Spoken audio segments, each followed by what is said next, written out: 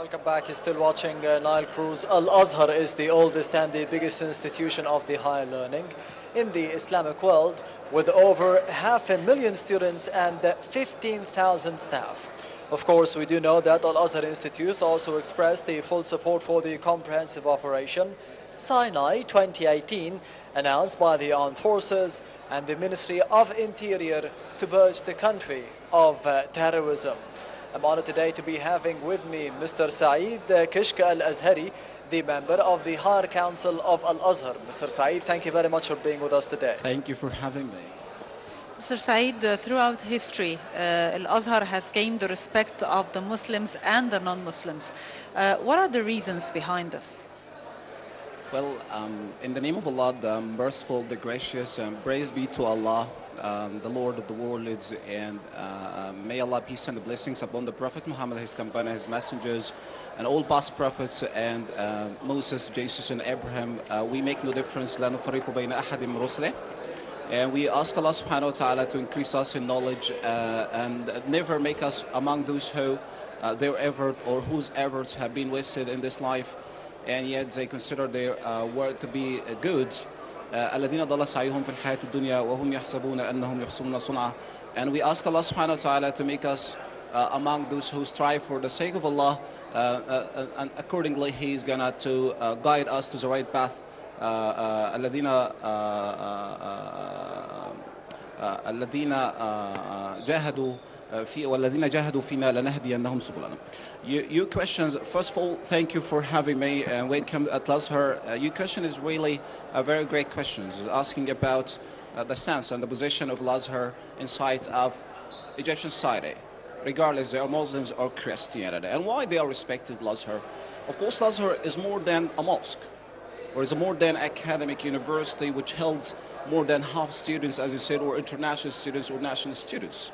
Al-Azhar has been established by Jawhar Saqqali when he was charged to build Al-Qahira, or the Cairo, or to build a new capital for Al-Mu'izz. He built Cairo, and that's why it's named after Qahiratul Mu'izz up to now, which is a Cairo of Al-Mu'izz. After building the Cairo in 1972, he built a huge mosque and named it Al-Azhar, which is in the honor of Al-Zahra, the daughter of the Prophet, or Fatima to Zahra, the daughter of the Prophet Muhammad, peace be upon him.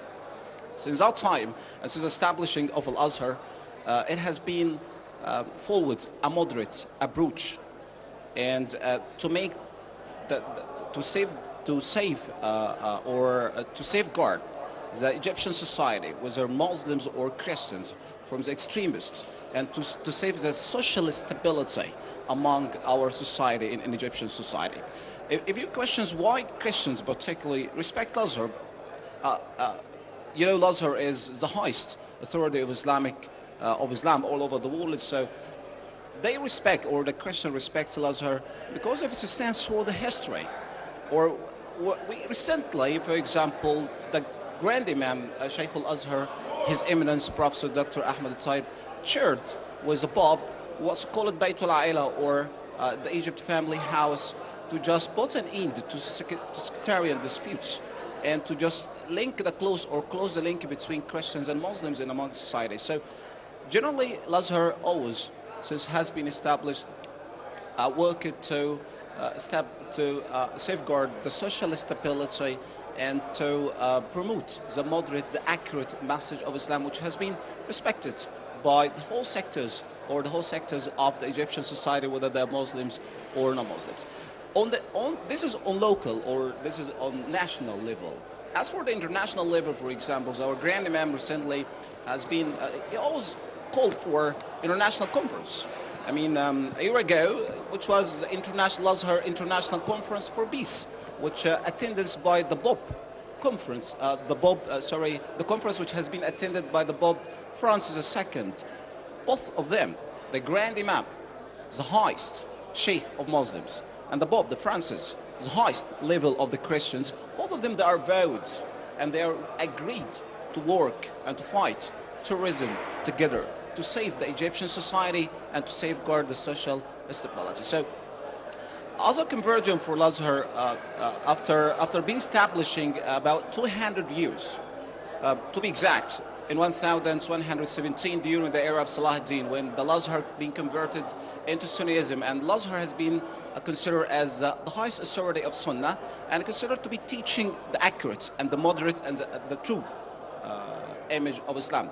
As of Allah subhanahu wa ta'ala, after that or during the era of Salah ad-Din, as of Allah subhanahu wa ta'ala prepared Al-Azhar to safeguard the religion, the moderate and the true and the accurate religion of Islam. إِنَّا نَحْنُ نَزَّلْنَا الذِّكْرَ وَإِنَّا لَهُ لَحَافِظُونَ. Allah subhanahu wa ta'ala has sent down the revelation, the Quran, and then He vowed to safeguard that religion. So, in my point of view, Al-Azhar is one of influential or considered as influential tool to safeguard the true religion and to safeguard the social stability, to represent, of course, the true image of Islam. And throughout the whole history, Al-Azhar has a firm stance. That's why, or accordingly, consequently, Christians and Muslims, internationally or nationally, they are respecting Al-Azhar Mosque or Al-Azhar University. Yes, on the local level, what about the patriotic stances of Al-Azhar throughout the Egyptian history? Well, it's very good questions. The historical stances, or as I just said, Al-Azhar has a firm and decisive stance throughout the history. If we just talk about in 1930s, during the ex-president or the former Grand Imam of Sheikh Al-Azhar, Sheikh Al-Maraghi, when during the project of dividing Palestine into Jews and Arab, Al-Maraghi, which is a Grand Imam of Al-Azhar, along with Al-Azhar and Al-Azhar students, they rose up and protested and totally rejected such a decision, which is dividing Palestine into the Arab and Jews. And they called for a meeting and called for a Muslim leader all over the world in 1939 under the supervision of the Council of Senior Scholars, headed by the Grand Imam, the former Grand Imam Al-Maraghi, asks the Muslim religious leaders all over the world to take real actions against that. History tells, history repeats itself. What's happening nowadays, our Grand Imam, the Grand Imam, His Eminence Professor Dr. Ahmed al-Tayyib, rejected totally to meet the Vice President of Trump when he, after the unfair decision of Trump to Jerusalem to be, or to move the UCMC into Jerusalem. So, generally speaking, through history, Al-Azhar has a very firm and decisive stances, whether internationally or nationally. For nationally, of course, or on the national level, Al-Azhar always supporting the army or supporting the government or supporting, because it's very respected or has been respected by the whole Egyptian society to fight with a tourism or terrorist group or to present or to establish the society or to protect the whole citizenship or to protect Egyptian society from what so-called tourist groups or from such groups that they are trying to recruit the young people into their battlefields. They are trying to misinterpret the Quran and misinterpret the context or misinterpret the text of the Quran or whatever, the holy boxes, to just find the killing of innocent people while they are worshipping God. People who are killing the worshippers while they are praying, whether in a mosque or in a church. Al-Azhar always condemn. Al-Azhar tried to issue a fatwa telling people what does Islam say about that, about killing innocent people is prohibited in all religions, whether in Islam or Christianity. So Al-Azhar always plays a vital and integral role in order to establish the social stability inside Egypt and outside Egypt through history, was for supporting Jerusalem. We're going to say about 2 months ago, the international conference that the Grand Imam has been called for advocating and supporting Jerusalem. That's why we always say that Al-Azhar through history, over 1,000 years ago, still have a stance and decisive, firm stances nationally and internationally. Sir, new waves of renovation is taking place now, not only in the Al-Azhar buildings, but also in its discourse and in its stances. How do you see that? Well, if you take about renovation and you take it about restoration, or take about literally, yeah, Al-Azhar has been started. I mean, through history, Al-Azhar has been developed as a building.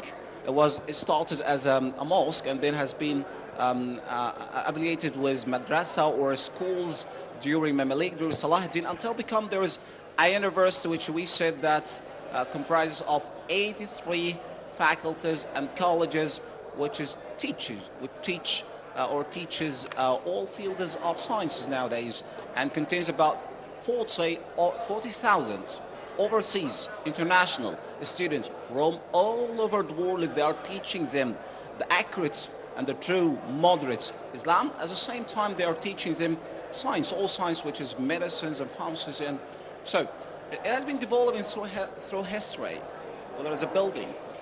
But recently, which is about 2015, and the initiative which has been launched by the Saudi King Abdullah, may Allah rest his soul, before his death, to renovate and restore the Al-Azhar historical building as a Muslim, as Islamic monuments, and to restore and to restore some faculties and some residential building for international students as well as for national students.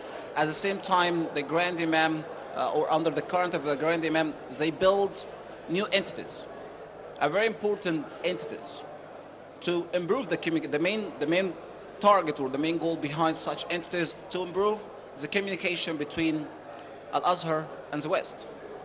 Such entities, one of these which is Al-Azhar Observatory and Electronic Fatwa and Al-Azhar Center for Translation. Al-Azhar Observatory considered to be an eye. All of them are working together to protect, as we said, that international society, as well as Egyptian society, of course, from the tourist group and such, or extremists or sectarianism, as we say. They established the whole of the three entities.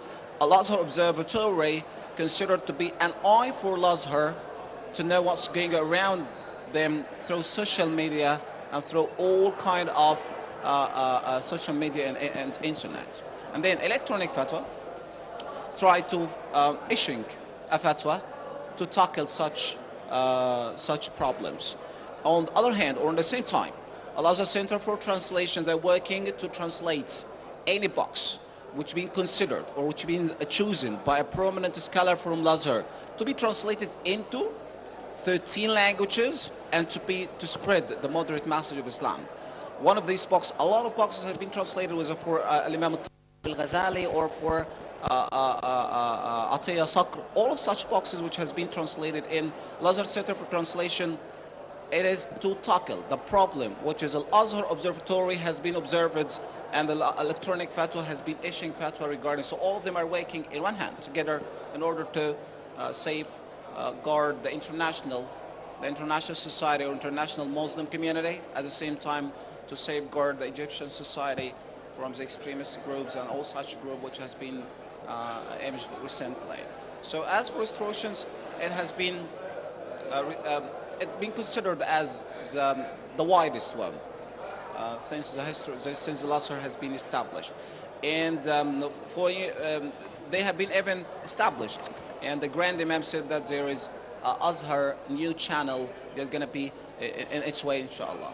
Yes, hopefully we can see that very soon. Mr. Saeed Kishk Al-Azhari, the member of the Higher Council of Al-Azhar, thank you very much for being with us today. Thank you for having me. Thank you for having me.